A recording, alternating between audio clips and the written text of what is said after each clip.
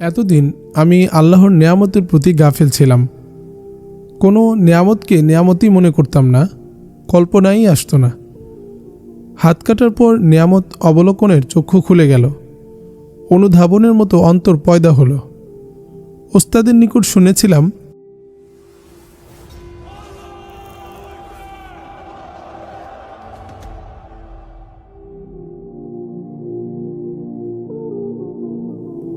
কদরে নেয়ামত বাদে জাওয়াল, অর্থাৎ নেয়ামত চলে গেলে তার কদর, তার দাম, তার মূল্য ও তার প্রয়োজনীয়তা বুঝে আসে। নেয়ামত থাকতে তা বুঝে আসে না। হায় রে, আমার এই হাতটি ছিল আমার পরম বন্ধু। আমাকে সে সবসময় পাহাড় দিয়ে রাখত, আমার প্রয়োজন মেটাতো। আজ সে বন্ধুটিকে হারিয়ে এতই অসহায় হয়ে পড়েছি, তা বুঝিয়ে বলার ভাষা নেই। এখন যে বন্ধুটি অর্থাৎ আমার বাম হাত আমার সাথে রয়েছে, তার একার দ্বারা আমার প্রয়োজন মেটাতে পারছি না। শয়নে স্বপনে ভোর বিহানে অর্থাৎ অঘুম নয়নে সারাক্ষণ আমার খেদমতে নিয়োজিত ছিল। আজ তাকে হারিয়ে পলে পলে ক্ষণে ক্ষণে ধমনীতে ধমনীতে তার প্রয়োজনীয়তা অনুভব করছি।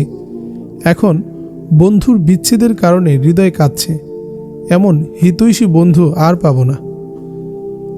আমার হস্তকর্তন করা আমার জন্য বহুত বড় এক নেয়ামত, কারণ হস্তকর্তনের পূর্ব মুহূর্ত পর্যন্ত আমি শাকিরিনদের দলভুক্ত হতে পারিনি। হাত কাটার পর আমি শাকিরিনদের সোপানে পা রাখতে সক্ষম হয়েছি। এখন আমি আল্লাহর সমস্ত নেয়ামত হিসেবে চিনতে পেরেছি। সবই যে আল্লাহর নেয়ামত, অন্তর তা অতি সহজে মেনে নিয়েছে। এখন পবিত্র কোরআনের সূরা রহমানের প্রতিটি আয়াতের হাকিকত আমার চোখের সামনে প্রকাশ হয়ে গেছে। কোনো নেয়ামতকেই এখন অস্বীকার করার উপায় নেই। এখন বুঝতে পেরেছি দুনিয়াতে যা কিছু আছে সবই আল্লাহর নেয়ামত। সব নেয়ামত স্বীকার করে তার শুকর আদায় করতে দিল প্রস্তুত হয়ে গেছে। হাত কাটা যাওয়াতে আমার অন্তরে কোনো দুঃখ নেই। আল্লাহ সুবহানাহু ওয়া তাআলা মুসিবতের সুরতে রহমত প্রেরণ করেন। তা প্রথমে বুঝে আসে না, পরে ঠিকই বুঝতে পারে। এখন আমি দাবি করতে পারি যে আমি আল্লাহর শুকর গুজারি বান্দা। তাই আমার জবান থেকে বেরিয়ে আসছে, শুক্র নিয়ামত হায় এতু, চান্দাকে নিয়ামত হায় এতু, উজরে তাকসিরাতেমা চান্দাকে তাকসিরাতেমা। অর্থাৎ, হে আল্লাহ, আমি তোমার যত নিয়ামত উপভোগ করেছি সমস্ত নিয়ামতে শুকর আদায় করছি, আর যে ধরনের গুনাহ করেছি সমস্ত গুনাহের জন্য ক্ষমা চাচ্ছি। তুমি তা কবুল করে নাও। কখনো কখনো মাথার উপর দিয়ে বয়ে যায় ঝড়ো হাওয়া, আবার কখনো উপর থেকে ঝরঝর করে মাটি পতিত হয়। কখনো রাতের অন্ধকারকে পরাজিত করে বড় বড় অগ্নিকুণ্ডলী এসে আশপাশে পতিত হয়। কখনো শোনা যায় বাদ্যযন্ত্রের আওয়াজ, আর ভেসে আসে শত শত কণ্ঠে মিহিন সুরে গাওয়া গানের সুর, লহরী ও নৃত্যের শব্দ। আবার কোনো সময় ভেসে আসে আজানের ধ্বনি। আবার শোনা যায় কালামে পাকের মধুর তিলাওয়াত। সমস্ত সাথীরা ভয়ে ভীত সন্ত্রস্ত। মাওলানা আব্দুস সাত্তার বলখি এসব কাণ্ডকীর্তি দেখে অতিষ্ঠ হয়ে উচ্চ আওয়াজে ঘোষণা করলেন, ওহে জিন সম্প্রদায়, আমরা দ্বীনের মুজাহিদ। দ্বীনের খাতিরেই আমরা এই অরণ্যে এসে আশ্রয় নিয়েছি। আমরা তোমাদের কোনো ক্ষতি করতে আসিনি। আমরা বিশ্রাম নিয়ে আমাদের গন্তব্যের দিকে চলে যাব। তোমাদের এসব আচরণে সাথীরা খুব ভয় পাচ্ছে। আল্লাহর দোহাই দিয়ে বলছি, তোমরা তোমাদের শয়তানি বন্ধ করো, আমাদেরকে নিশ্চিন্তভাবে বিশ্রামের সুযোগ করে দাও। মাওলানার ঘোষণার পর গায়েব থেকে আওয়াজ এলো, এই এলাকা তো আমাদের, খোদার দোহাই দিচ্ছি, তোমরা অন্যত্র চলে যাও। আপনাদের আগমনে আমাদেরও কষ্ট হচ্ছে। মাওলানা সাথীদের বললেন, বন্ধুরা, আমরা আল্লাহর সৈনিক। আমাদের দ্বারা যদি আল্লাহর কোনো মাখলুক কষ্ট পায় তাহলে আল্লাহর কাছে জবাব দিতে হবে। আমরা চাই না আমাদের দ্বারা অন্য কোনো মাখলুক কষ্ট পাক। চলো এক্ষুনি আমরা জিন্নাতদের আবাসভূমি ত্যাগ করে অন্যত্র চলে যাই। কমান্ডারের নির্দেশ পেয়ে সাথীরা নিজ নিজ সামানা গুছিয়ে নিয়ে যাত্রা শুরু করলো। কাটার আঘাতগুলো এখনও ভালো হয়নি। অনেকের পায়ের তলায় এখনও কাটা রয়ে গেছে, বের করতে পারেনি। তাই চলতে বড়ই কষ্ট হচ্ছিল। পা উঠিয়ে আবার ফেলতে পারছে না, কেঁপে কেঁপে পড়ে যাওয়ার উপক্রম। তারপরও চলছে, বিরাম নেই, বিশ্রাম নেই, চলছে তো চলছেই। 1 ঘন্টার রাস্তা অতিক্রম করছে 3 ঘন্টায়। এভাবে প্রায় সারাদিন পথ চলেছে।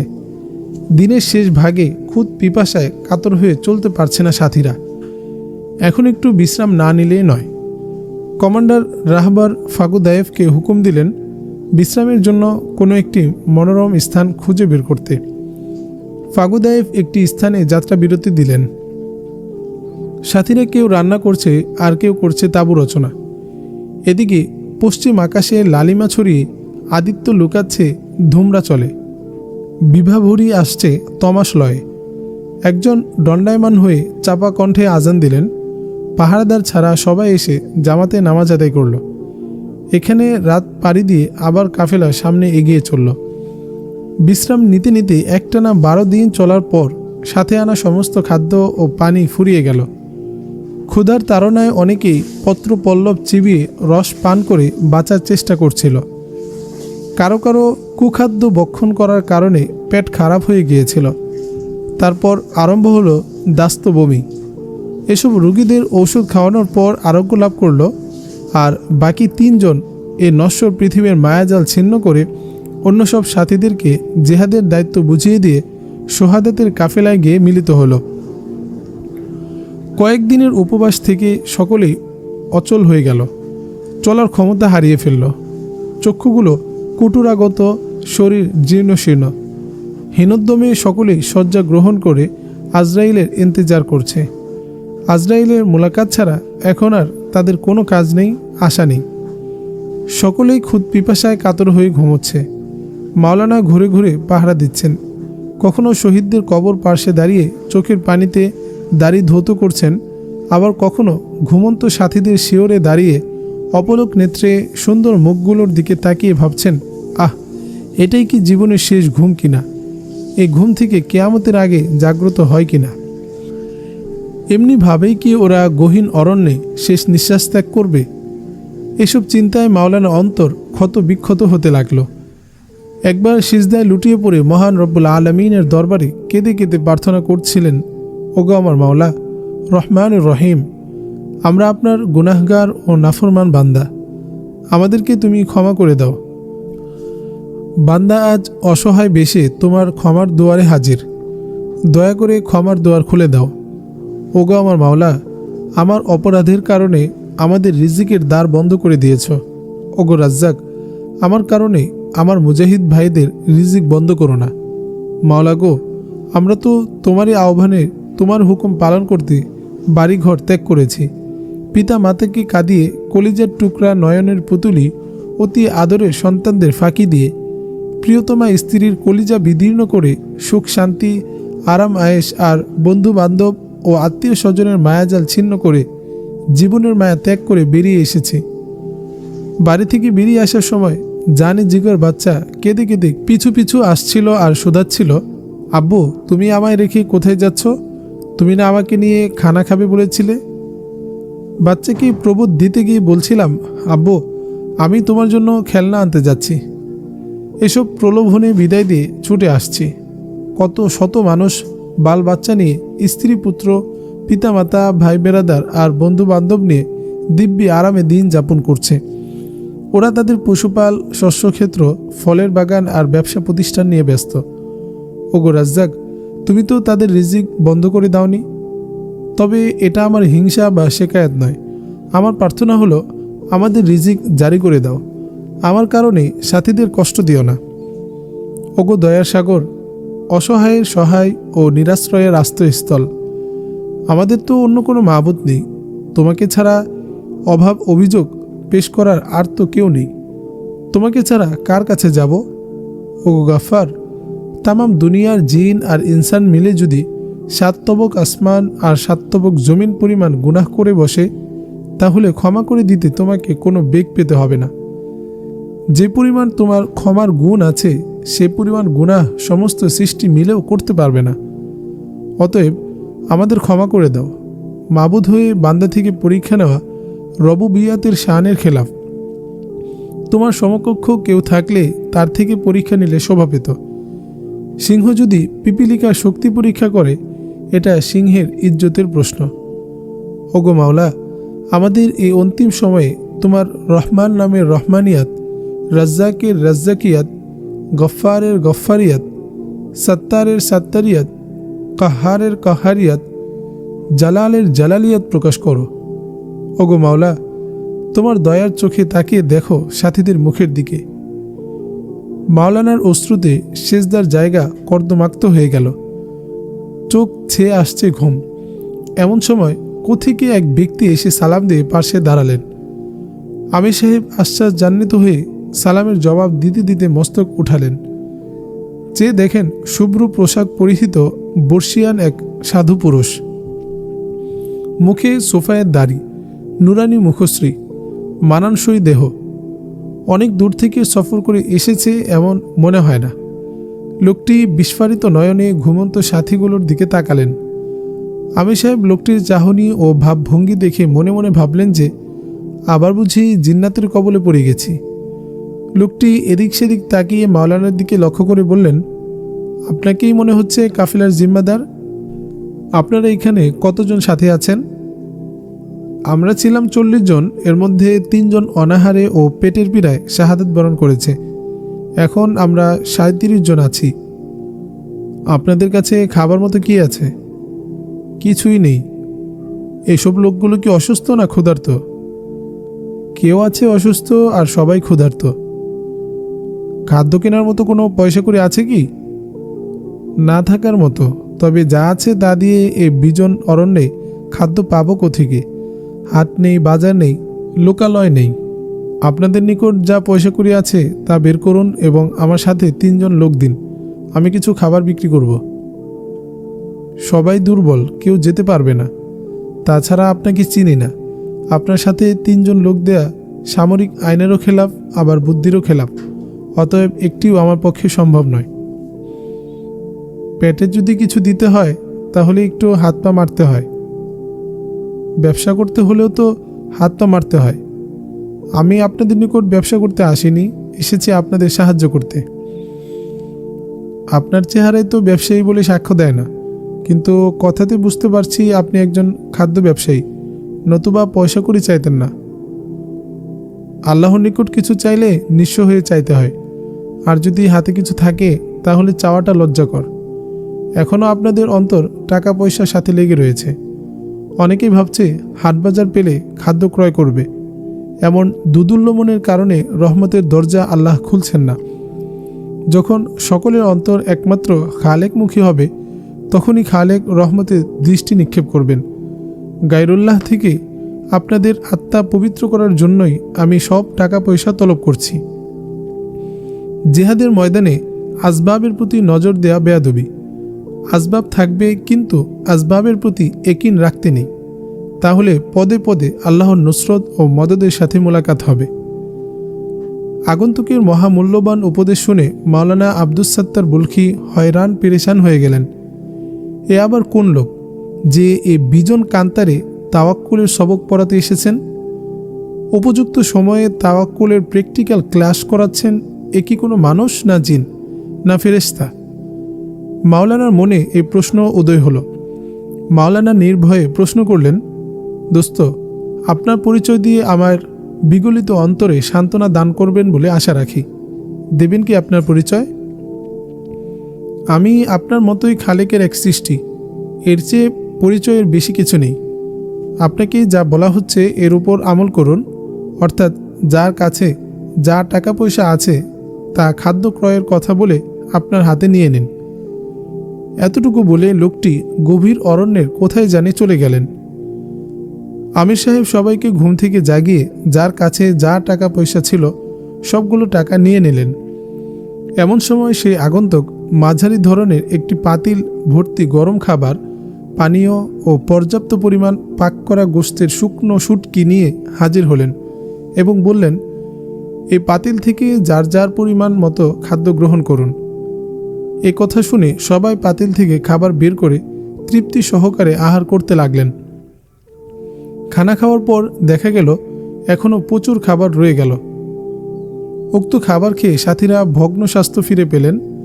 সকলের চেহারাই পূর্বের ন্যায় হৃষ্টপুষ্ট হয়ে গেল। এত বরকতময় খাবার ইতিপূর্বে কেউ কোনোদিন খায়নি। সকলেই আল্লাহর দরবারে শুকর আদায় করতে লাগলেন। আগন্তুক ফিরে গেলেন, কিন্তু পরিচয় অজানাই রয়ে গেল। অবশিষ্ট খাবার 3 দিন পর্যন্ত খেলেন, এর মধ্যে পচেওনি, নষ্টও হয়নি। বাকি ছিল গোস্তের শুটকি। এগুলো পানিতে ভিজিয়ে মজা করে খাওয়া যায়। এসব খাবার 40 দিন পর্যন্ত খেয়েছিলেন। তারপর কাফেলা চলতে চলতে অনেক কষ্টে মরুভূমিতে এসে হাজির হলো। যানবাহন ছাড়া এই মরুভূমি পাড়ি দেওয়ার সাধ্য কার আছে? তাই সাথীরা সব ঘাবড়িয়ে গেলেন। 30 মাইল মরুপথ পাড়ি দিতেই হবে।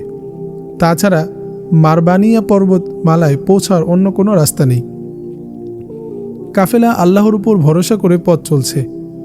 অগ্নিবৎ মরুহাওয়া শরীর জ্বলসিয়ে দিচ্ছে। ছাতি ফাটা পিপাসায় জীবন উষ্টাগত। 2-4 কদম যেতে না যেতে গলা শুকিয়ে কাষ্ঠের মতো হয়ে যায়। একটু পরপরই পানিতে গলা ভিজিয়ে নিতে হয়। মরু লুহাওয়া নাসারন্ধ্রে প্রবেশ করে চৌচির করে দিচ্ছে, তাই ফোঁটা ফোঁটা ঝরছে রুদির ধারা। সকলের পায়ে ফুসকা পড়ে গেছে। ধুধু মরু প্রান্তরে কে যেন আগুন ছড়িয়ে দিয়েছে। গ্রাউন্ড শিট মাথার উপর ধরে 4-5 জন একসাথে চলছে। মাঝে মধ্যে আরম্ভ হয় মরু সাইমুম। উড়িয়ে নিতে চায় গ্রাউন্ড শিট। পানি শেষ হয়ে গেছে কিছুক্ষণ চলার পর। এখন জিভ চুষে বাঁচার চেষ্টা করছে। রাহবার ও আমির সাহেব অন্য একজন সাথী নিয়ে চলে গেছেন বেশ কিছু সামনে। 34 জন সাথী প্রায় 3000 মিটার পেছনে। আমির সাহেবের নির্দেশ ছিল 3 জন করে সাথী 10 মিটার দূরে দূরে চলবে, কিন্তু অধিক পরিশ্রমের কারণে একে অপরের কাঁধে ভর দিয়ে প্রায় কাছাকাছি চলছিল। দুশমন দূরবীনের সাহায্যে দেখতে পেল অস্ত্রশস্ত্র নিয়ে মুজাহিদরা মরুভূমি পাড়ি দিচ্ছে। এরা এটাকে সুবর্ণ সুযোগ মনে করে মিসাইল নিক্ষেপ করল। তাদের টার্গেট মিস হয়নি। 34 জন সাথীর মধ্যখানে মিসাইল এসে পতিত হলো। সাথে সাথে সাথীদের গ্রেনেড ও গোলা বারুদ বিস্ফোরিত হলো। 34 জন সাথী টুকরো টুকরো হয়ে গেলেন মরু ধুধু প্রান্তরে। এক মিসাইলেই কেড়ে নিল 34 জন জানবাজ মুজাহিদের প্রাণ।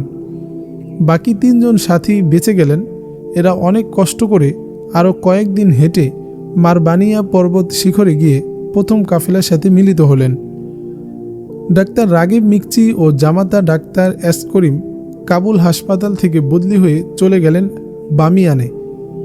সেখানে গিয়ে উভয়ে মিলে একটি বাড়ি রেখে সেখানে স্থায়ীভাবে বসবাস করতে লাগলেন। বাসা থেকে প্রতিদিন গিয়ে অফিস করেন।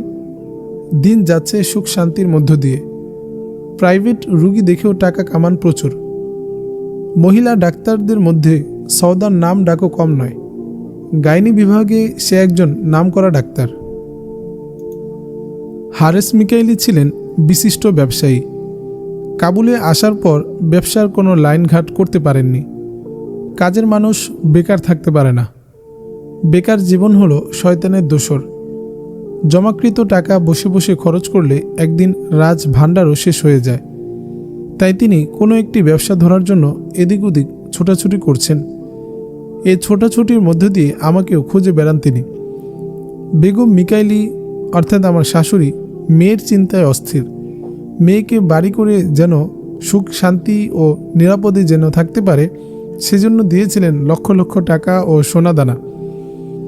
এখন বাড়ি ঘর তো দূরের কথা, মেয়ে ও জামাতার কোনো খবরই নেই। এরা কি আফগানিস্তানে আছে না জিহাদের ময়দানে চলে গেছে তার কোনো হদিস নেই।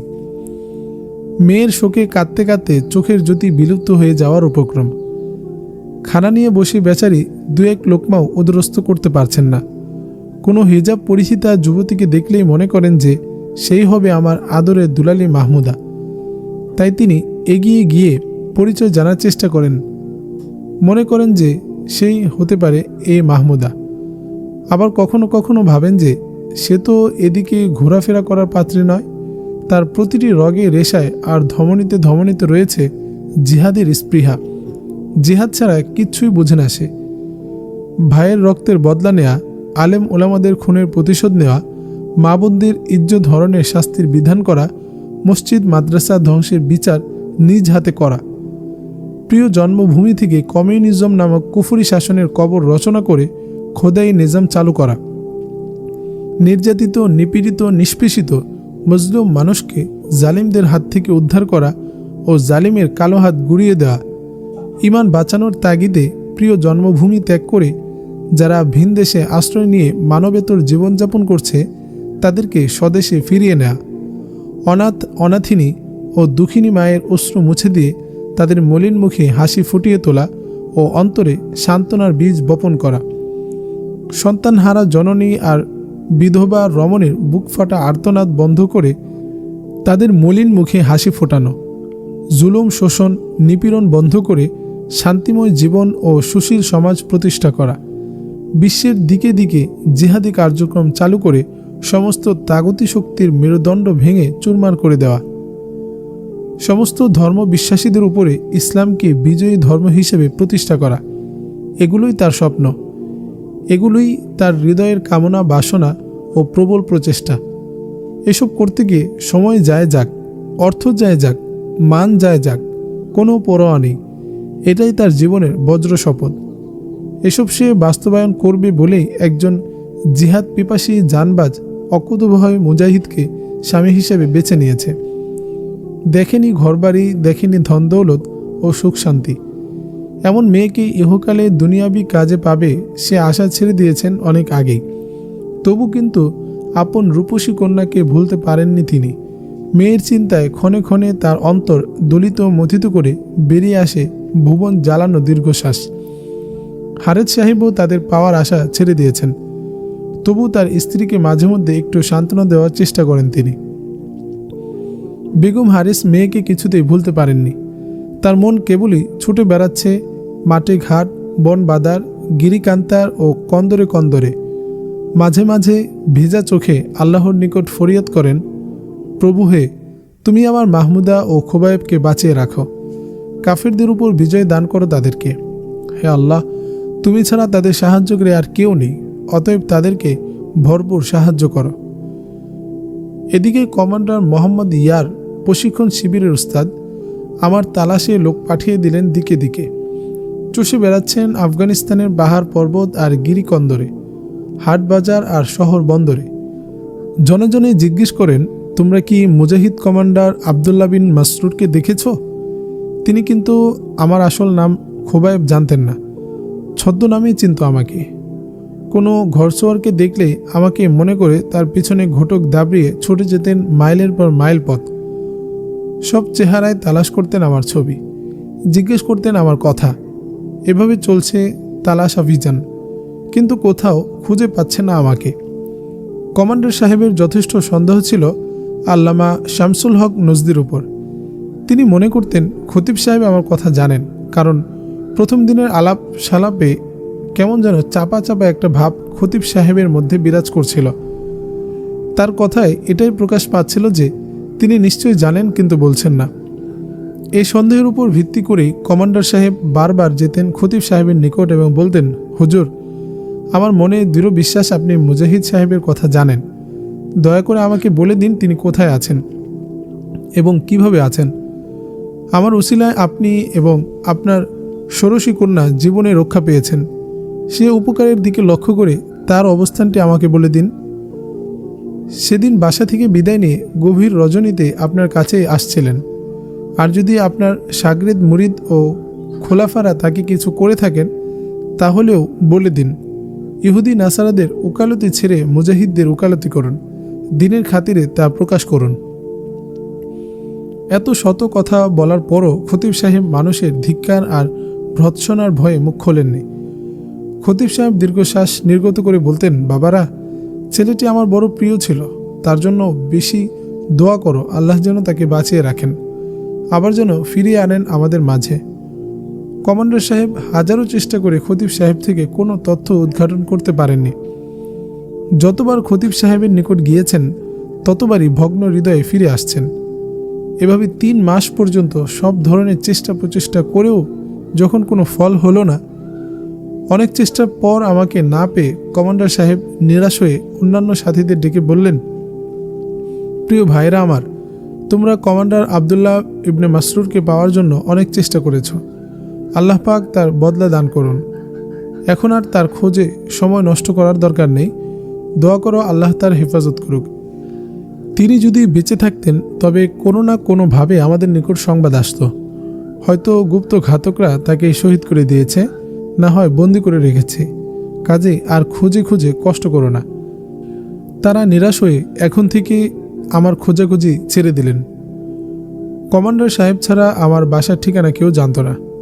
তিনি সপ্তাহে 2-1 বার বাসায় গিয়ে খোঁজ খবর নিতেন এবং প্রয়োজনীয় হাট বাজার করে দিতেন। কমান্ডার সাহেব এবং তার সহচরদের মধ্যে আমার ব্যাপারে যত পেরেশানি ছিল, তার 100 ভাগের 1 ভাগ পেরেশানিও ছিল না মাহমুদা ও হেলেনার মধ্যে। কারণ ওরা জানতো আমি রণাঙ্গনে গিয়েছি নিরাপদ জায়গা তালাশ করার জন্য। জায়গা খুঁজে বের করে তাদেরকে নিয়ে যাব। আর মুনাসিব মতো জায়গা পাওয়া অত সহজ নয়, সময়ের প্রয়োজন। জায়গা বের করে সেখানে মোর্চা তৈরি করা, বাংকার খনন করা, পাহারা চৌকি নির্মাণ করা, রসদপত্র পৌঁছানো, এসব কাজ শেষ হলে থাকার প্রশ্ন। এগুলো কাজ সম্পাদন করতে অনেক সময়ের প্রয়োজন, তাই তারা এত চিন্তা করতো না। হেলেনা ইন্টেলিজেন্সে ভর্তি হয়ে বেশ কয়েকটি ভাষার উপর প্রশিক্ষণ নিয়ে ভালোই দক্ষতা অর্জন করেছে। এর মধ্যে তার মাতৃভাষা আরবি, রুশি, পশতুন ও ফার্সি, এই 5টি ভাষা সে লিখতে ও পড়তে পারে। কোরআন শরীফ পড়তে পারে, অর্থ কিছু কিছু বোঝে। মাগার একটি শব্দের উচ্চারণও ঠিক হয় না। 10 থেকে 15টি সূরা সে মাহমুদার নিকট মুখে মুখে মুখস্থ করেছে। এ কয়টি সূরাই শুদ্ধ। মাহমুদা এর আগে জানতো না সে যে আরবি পড়তে পারে। একদিন ফজরের নামাজ পড়ে খোলা বাতায়নে বসে হেলেনা কোরআন শরীফ নিয়ে পড়তে লাগলো। মাহমুদা ওজিফা সেরে হেলেনার কাছে গিয়ে বসলো। তার পড়া শুনে হাসতে হাসতে লুটোপুটো খাচ্ছে, গড়িয়ে পড়ছে হেলেনার উপর। হেলেনা লজ্জিত কণ্ঠে জিজ্ঞেস করলো, কি গো আপা, তোমার কি হয়েছে, এত হাসছো কেন? মুন্সি, আমি তোমার পড়া শুনে হাসছি। কোন কারির নিকট মস্ক করেছ? ইস, কি সুন্দর পড়া, মনে হচ্ছে কারি বাস্কেট।